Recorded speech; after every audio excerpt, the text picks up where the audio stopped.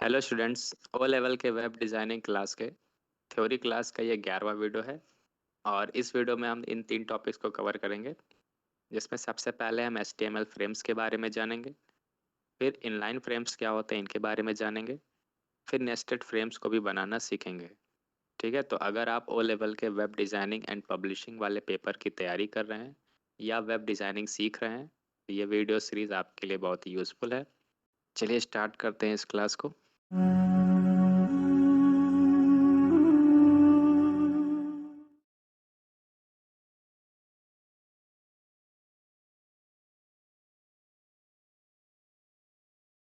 सबसे पहले हम HTML फ्रेम्स के बारे में जानते हैं। देखिए, फ्रेम्स होते क्या हैं। आप जब भी अपने ब्राउज़र पे कोई भी वेबसाइट ओपन करते हैं तो आपको सिर्फ एक वेब पेज ही आपको स्क्रीन पे दिखता है। ठीक है, तो अगर आप चाहते हैं कि आप अपने ब्राउज़र पर एक ही समय पे 2 वेबसाइट्स को चला पाएँ तो आपको क्या करना पड़ता है, ब्राउज़र के विंडो को बांटना पड़ता है कई सारे पार्ट्स में। अगर आप 2 वेबसाइट्स को एक साथ चलाना चाहते हैं अपने एक ही ब्राउज़र पे तो आपको 2 पार्ट में बांटना पड़ेगा, क्योंकि आप 2 वेबसाइट चलाना चाहते हैं। अगर आप ऐसे ही 4 वेब पेज एक साथ ओपन करना चाहते हैं तो आपको अपने ब्राउज़र के विंडो को 4 पार्ट में डिवाइड करना पड़ेगा। तो फ्रेम्स हम इन्हीं बॉक्सेस को कहते हैं जिसमें एक वेब पेज एक समय पे दिखता है। ठीक है, एक फ्रेम का उपयोग फ्रेम सेट के अंदर किया जाना चाहिए, और जो भी आप वेब पेज यहाँ पे दिखाना चाहते हैं यूज़र को, उसको एक फ्रेम सेट टैग के अंदर ही लिखते हैं। तो आपको 2 टैग यहाँ पे दिख रहे होंगे, एक फ्रेम टैग और एक फ्रेम सेट टैग। फ्रेम्स के पोजीशंस को सेट करने के लिए फ्रेम सेट टैग लगाते हैं। तो सबसे पहला टैग हमारा अपने HTML फाइल में फ्रेम सेट टैग होगा। ये एक कंटेनर टैग है तो आप इसको क्लोज भी करेंगे लास्ट में। ठीक है, और जितने भी वेब पेज को आपको दिखाना है अपने ब्राउज़र के विंडो पे, उन सभी वेब पेज को या उन सभी फ्रेम्स को आप फ्रेम टैग का उपयोग करके सेट करेंगे। ठीक है, मान लेते हैं आप यहाँ 4 वेब पेज दिखाना है एक ही ब्राउज़र विंडो पे, तो आपको 4 बार ये फ्रेम टैग लगाना पड़ेगा। ठीक है, calls attribute number of columns बताता है। जैसे फॉर एग्जांपल ये एक फ्रेम है। ठीक है, यहाँ पे आप देख पा रहे होंगे कि एक ये फ्रेम है, एक ही दूसरा फ्रेम है और ये तीसरा फ्रेम है। तो यहाँ पे जो कॉलम है, ये पहला कॉलम है और ये दूसरा कॉलम है। कॉलम वर्टिकल होते हैं, ये ध्यान दीजिएगा। रोज, यहाँ पे रो कितने बनाने हैं, आपको ये पहला रो दिख रहा होगा और ये दूसरा रो दिख रहा होगा। रो क्षैतिज होते हैं, ये याद रखिएगा। तो यहाँ पे 2 रो आपको बनाने हैं और पहले वाले रो में 2 कॉलम बनाना है। नीचे वाले रो में कॉलम एक ही है, तो यहाँ पर आपको कॉलम को बांटने की ज़रूरत नहीं है। ठीक है, रो के लिए रोज, कॉलम के लिए कॉल्स एट्रीब्यूट है। फ्रेम टैग के अंदर कौन कौन से एट्रीब्यूट्स आपको लगाने हैं, सबसे पहले आपको SRC एट्रीब्यूट लगाना है। SRC एट्रीब्यूट सोर्स को दर्शाता है, यानी वो कौन सा HTML फाइल उस फ्रेम के अंदर दिखाया जाएगा, ये बताने के लिए SRC एट्रीब्यूट होता है। उसके बाद में नेम एट्रीब्यूट और नो रिसाइज एट्रीब्यूट भी होता है। नेम एट्रीब्यूट उस फ्रेम का नेम सेट करने के लिए होता है। ठीक है, अगर आप किसी फ्रेम का नाम सेट करना चाहते हैं तो नेम एट्रीब्यूट का यूज़ करेंगे। नो रिसाइज एट्रीब्यूट फ्रेम के साइज को बदलने से रोकता है। जैसे फॉर एग्जांपल आपने 2 पार्ट में डिवाइड किया, ये 50% और ये 50%, तो ये जो बीच का बॉर्डर है ये बाय डिफ़ॉल्ट घट बढ़ सकता है, यानी आप इसको रिसाइज कर सकते हैं, छोटा बड़ा कर सकते हैं। अगर आप इस एट्रीब्यूट का यूज़ करेंगे तो जो फ्रेम 50% की चौड़ाई पर है, ये फिर इसका साइज़ इसका छोटा बड़ा नहीं होगा। ठीक है, तो अगर आप चाहते हैं कि साइज़ फ्रेम्स का छोटा बड़ा ना हो, घटे ना बढ़े ना, तो नो रिसाइज एट्रीब्यूट का यूज़ करेंगे। कोड में भी देख लेते हैं कैसे इनको लिखना है। सबसे पहले आप नोटपैड प्लस प्लस ओपन कर लीजिए और उसमें आप जो बेसिक टैग्स होते हैं जो HTML5 में लगाए जाते हैं, उन सभी टैग्स को आप लिख लीजिए। एक चीज़ आपको सबसे पहले ध्यान देना है, जब आप फ्रेम्स का यूज़ कर रहे हैं अपने वेब पेज पे तो आपको बॉडी टैग का उपयोग बिल्कुल भी नहीं करना है। जो बॉडी टैग यहाँ पे लिखा हुआ है इसको पहले आपको डिलीट कर देना है और सबसे पहला टैग आपको लगाना है frame set tag. Bracket open करिए, यहाँ पे टैग का नाम लिख दीजिए फ्रेम सेट। टैग को बंद कर दीजिए, बीच में थोड़ी जगह बना लीजिए। यहाँ पे अपने फ्रेम सेट टैग लगाया और कितने रो और कितने कॉलम्स देने हैं वो आपने लिखा नहीं है। सबसे पहले हम एक लेआउट सेट कर लेते हैं कि हम बनाना क्या चाहते हैं। फॉर एग्जांपल हम मान लेते हैं हमको 2 कॉलम में ऐसे डिवाइड करना है, ठीक है? तो ये पहला कॉलम है, ये दूसरा कॉलम है। तो यहाँ मैंने 2 कॉलम में डिवाइड किया है, तो हम सिर्फ कॉल्स एट्रीब्यूट का यूज़ करेंगे। यहाँ पे आपको एट्रीब्यूट लिखना है कॉल्स और इसमें वैल्यू दे देना है 50%। ये पहले वाले फ्रेम का साइज होगा, कॉमा लगाना है, फिर दूसरे वाले फ्रेम का साइज है 50%, ठीक है? तो इतना लिखने से हो गया क्या, 50% के 2 भाग बनेंगे उस फ्रेम के। और इस पहले वाले 50% में कौन सा वेब पेज दिखाना है वो आपको यहाँ पे फ्रेम टैग के अंदर बताना है। सबसे पहले फ्रेम टैग, फिर src, यहाँ पे उस वेब पेज का सोर्स देना है जो वेब पेज आपको इस पहले वाले 50% में दिखाना है। तो इस पहले वाले 50% में मैं एक वेब पेज दिखाना चाहता हूँ जिसका नाम है a.html, ठीक है? Ctrl+D कर दीजिए डुप्लीकेट करने के लिए। और इस दूसरे वाले 50% में हमको एक दूसरी फाइल दिखानी है जिसका नाम है b.html, ठीक है? तो ये जो पहला वाला फ्रेम टैग है ये पहले हिस्से के लिए है और ये जो दूसरा वाला फ्रेम टैग है ये दूसरे हिस्से के लिए है। फाइल को सेव कर दीजिए। इसका आउटपुट देखने के लिए आप व्यू मेनू पे क्लिक करिए, करंट फाइल इन क्रोम। यहाँ आप देख पा रहे होंगे कि 2 भाग बन गए हैं इस ब्राउज़र विंडो के। ये पहला भाग है और ये दूसरा भाग है। यहाँ पे फाइल का आउटपुट नहीं दिख रहा है क्योंकि हमने जो फाइल का यहाँ पे नाम दिया है ये फाइल अभी हमने बनाया नहीं है। तो इस फाइल को ये ब्राउज़र ढूंढ नहीं पा रहा है, इस वजह से ये मैसेज दे रहा है it may have been moved, edited और डिलीटेड। या तो उसको मूव कर दिया गया है, या तो एडिट कर दिया गया है, या तो डिलीट कर दिया गया है, क्योंकि वो फाइल ये ब्राउज़र को सर्च करने पे मिला नहीं। अब यहाँ पे देख पा रहे होंगे इसकी चौड़ाई को मैं घटा बढ़ा सकता हूँ। वो इस वजह से क्योंकि बाय डिफ़ॉल्ट यानी पहले से फ्रेम्स की जो चौड़ाई होती है या ऊंचाई होती है ये घट बढ़ सकती है, आप एडजस्ट कर सकते हैं। अगर आप चाहते हैं कि ये फ्रेम्स की चौड़ाई घटे बढ़े ना, एडजस्ट ना हो, तो यहाँ पे आपको लिखना है नो रिसाइज। फाइल को सेव कर दीजिए, वेब पेज को रिफ्रेश कर दीजिए। अब ये रिसाइज नहीं होगा, ना ये घटेगा ना बढ़ेगा। और यहाँ पे आपको माउस का जो पॉइंटर है ये भी आपको उस रिसाइज करने के पॉइंटर पे दिखेगा नहीं, ठीक है? तो अब आप इसे छोटा बड़ा नहीं कर सकते हैं। अगर आप चाहते हैं कि मैं क्षैतिज में भी इस फ्रेम को बांट सकूं, डिवाइड कर सकूं, तो आपको यहाँ पे एट्रीब्यूट्स को यूज़ करना होगा, ठीक है? फॉर एग्जांपल यहाँ पे कॉल्स की जगह आप लिख दीजिए रोज़। फाइल को सेव करके वेब पेज को रिफ्रेश कर दीजिए। ये क्षैतिज में विंडो बढ़ जाएगा। यहाँ पे विंडो डिवाइड हो रहा है, ना कि वेब पेज डिवाइड हो रहा है, ठीक है? तो ये जो वेब पेज में आपने कोड लिखा है इसकी वजह से ब्राउज़र के 2 हिस्से हो गए, 2 भाग हो गए ब्राउज़र विंडो के।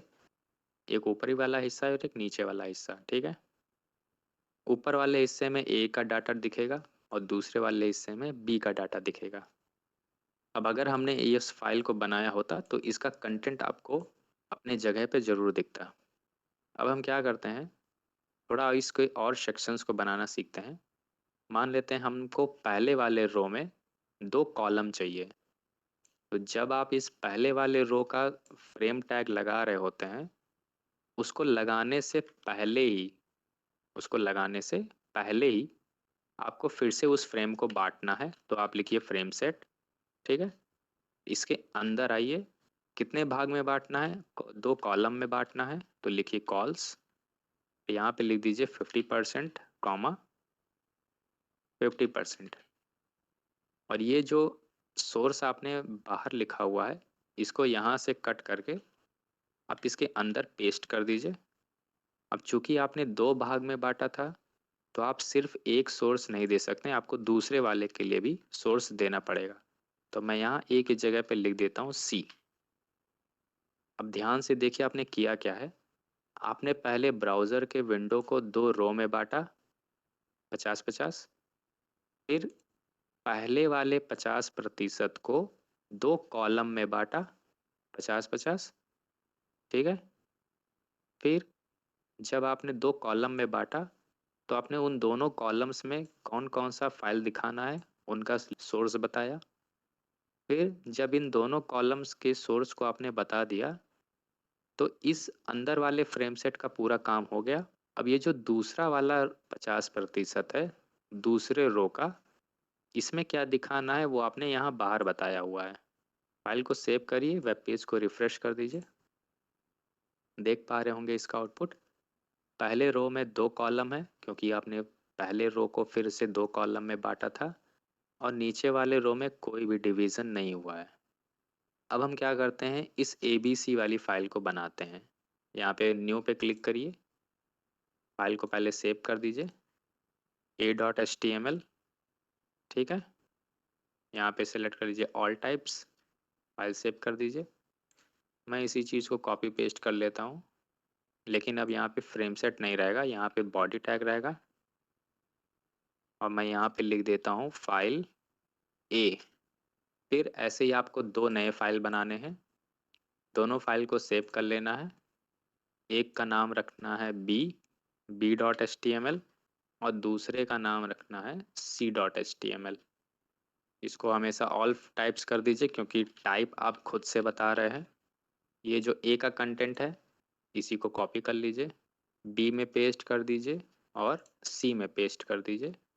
फाइल का नाम चेंज करना मत भूलिएगा, नहीं तो एक ही कंटेंट आपको सभी वेब पेज पे दिखेगा। फाइल सेव करके ब्राउज़र को रिफ्रेश कर दीजिए। ये देखिए यहाँ फाइल A है, फाइल C है और फाइल B है। अगर आपको इस निचले वाले रो में भी 2 कॉलम बनाने हैं तो जहाँ पे आप इस निचले वाले रो का फ्रेम बता रहे थे, फ्रेम बताने से पहले ही आपको फिर से फ्रेम सेट लगाना है और कितने कॉलम में या रो में बांटना है आप उनको डिवाइड कर सकते हैं। ठीक है, करना कुछ नहीं है, इसी पूरे अंदर वाले फ्रेम सेट को कॉपी करिए और इसी के अंदर जहां आपने पहले फ्रेम सेट को बंद किया है उसी के अंदर पेस्ट कर दीजिए। ठीक है, फाइल को सेव करिए, ब्राउज़र को रिफ्रेश कर दीजिए। देख पा रहे होंगे आप, सेम जैसा पहले रो में 2 कॉलम बना था ऐसे निचले वाले रो में भी 2 कॉलम बना हुआ है। तो उम्मीद है आपको फ्रेम सेट टैग अच्छे से समझ में आया होगा। अब हम समझते हैं इनलाइन फ्रेम्स क्या होते हैं। देखिए, इनलाइन फ्रेम्स को हम आई फ्रेम भी कहते हैं और इसका उपयोग करंट डॉक्यूमेंट में एक और डॉक्यूमेंट जोड़ने के लिए किया जाता है। यानी आप एक वेब पेज के अंदर कोई दूसरा वेब पेज दिखा सकते हैं। अभी तक हम क्या कर रहे थे, एक वेब पेज को कई सारे अलग अलग वेब पेज के आसपास दिखा रहे थे बगल में। अब हम क्या कर रहे हैं, एक ही वेब पेज के अंदर दूसरा वेब पेज दिखा रहे हैं, तो इसको हम कहते हैं इनलाइन फ्रेम्स। ठीक है, जैसे आपने देखा होगा कि आप कोई वेबसाइट यूज़ कर रहे हैं और उसके अंदर बीच में ही आपको मैप दिखाई देता है, गूगल मैप दिखाई देता है या कोई भी नक्शा दिखाई देता है या कोई भी ऐड दिखाई देता है, प्रचार दिखाई देता है। तो ऐसे जगहों के लिए हम आई फ्रेम्स यूज़ करते हैं। ठीक है, वहाँ पे होता क्या है, वहाँ पे एक वेब पेज तो आप देख रहे होते हैं, लेकिन ज़रूरत पड़ने पर उसके बीच में या कहीं नहीं और जगह पर एक दूसरा वेब पेज दिखाई देता है दूसरे वेबसाइट का।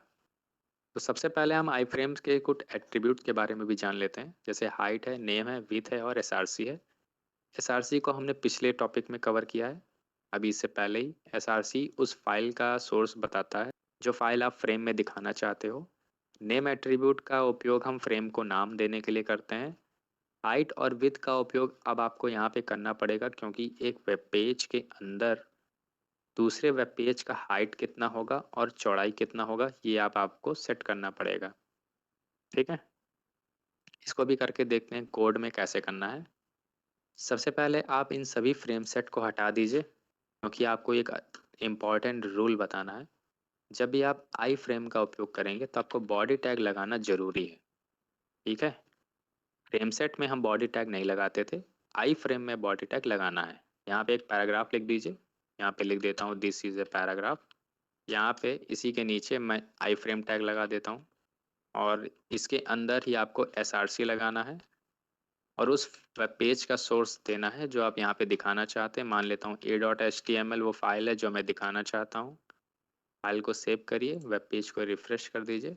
ये बाहर वाला कंटेंट है, बाहर वाले फाइल का। ये उसके अंदर वाले फाइल का कंटेंट है। तो यहाँ पे आप एक ही ब्राउज़र विंडो पर दो वेब पेज का कंटेंट देख पा रहे हैं। एक बाहर वाले वेब पेज का, जो मैंने यहाँ पे लिखा हुआ है, जो मेरा मेन फाइल है, और एक दूसरा वाले फाइल का कंटेंट जो उसके अंदर दिख रहा है। समझ पा रहे होंगे आप इसको? यहाँ पे आप हाइट विड्थ भी सेट कर सकते हैं। अगर आप उसकी हाइट्स या विड्थ को सेट करना चाहते हैं इनलाइन फ्रेम्स के, यहाँ पे लिख दीजिए 300 पिक्सल। वेब पेज को रिफ्रेश कर दीजिए तो ये थोड़ा हाइट में थोड़ा बढ़ गया है। अगर आप कम करना चाहते हैं तो आप कम भी कर सकते हैं। वेब पेज को सेव करके रिफ्रेश कर दीजिए ब्राउज़र को, तो यहाँ पे देखिए हाइट जो है वो कम हो गया। तो ये इनलाइन फ्रेम है जिसमें हम एक वेब पेज के अंदर ही दूसरा वेब पेज बनाते हैं। आई फ्रेम में दो वेब पेज का कंटेंट एक साथ दिखता है एक के अंदर। खासकर इनका उपयोग गूगल मैप को दिखाने के लिए करते हैं, या फिर आप जैसे मान लीजिए कोई पीडीएफ अपलोड किए हैं किसी वेबसाइट पे, तो उस पीडीएफ का कंटेंट भी फ्रेम के अंदर ही दिखता है। ठीक है, तो इस वीडियो में बस इतना ही। उम्मीद है आपको ये सभी टॉपिक्स अच्छे से क्लियर हो गए हैं। अगर आपको कोई डाउट है तो आप मुझसे कमेंट सेक्शन में पूछ सकते हैं। इस वीडियो में बस इतना ही। अगले टॉपिक का आपको वेट करना पड़ेगा। तब तक के लिए धन्यवाद।